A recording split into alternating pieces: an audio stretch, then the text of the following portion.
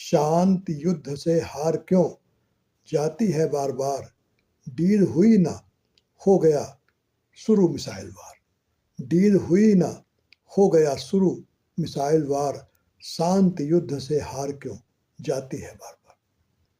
साथियों, जैसा कि खबरें बताती हैं कि फिर से इजराइल और ईरान के बीच भीषण बमबारी चल रही है। दोनों एक दूसरे के शहरों पर मिसाइल से बमबारी कर रहे हैं और इस तरह से ये जो अप्रैल में सीज फायर हुआ था, दोनों लगता है इस सीज फायर के अंतिम संस्कार पर आमादा है। ईरान ने, जो इजराइल ने बेरूत पर, लेबनान की राजधानी पर हमला किया, उसके जवाब में इजराइल पर मिसाइल दागी और उसके कई संवेदनशील सामरिक महत्व के शहरों पर मिसाइलें गिराई और फिर उसके जवाब में इजराइल ने ईरान के कई शहरों में भीषण बमबारी की।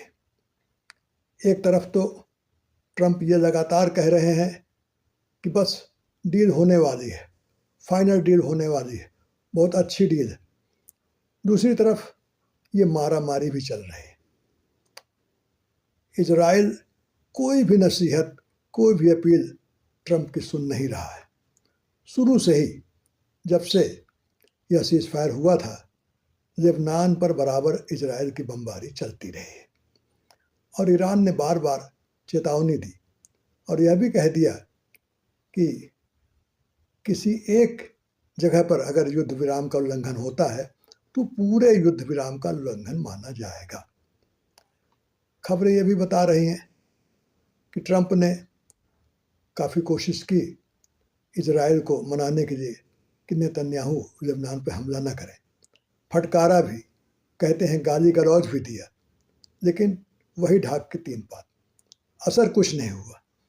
यह भी खबरें बताती हैं कि इजराइल ने जासूसी करवाई अमेरिकी अधिकारियों की कि सचमुच कहीं डील होने तो नहीं जा रही, डील की क्या स्थिति है। इसी से पता चलता है कि सबसे बड़े अगर खलनायक हैं तो वो तो नेतन्याहू है। और उसके बाद फिर युद्ध भड़क गया है और दुनिया फिर सकते में आ गई है कि अब क्या होगा। क्या अमेरिका नेतन्याहू को ट्रंप मना पाएंगे या फिर नेतन्याहू के साथ युद्ध में फिर कूद जाएंगे।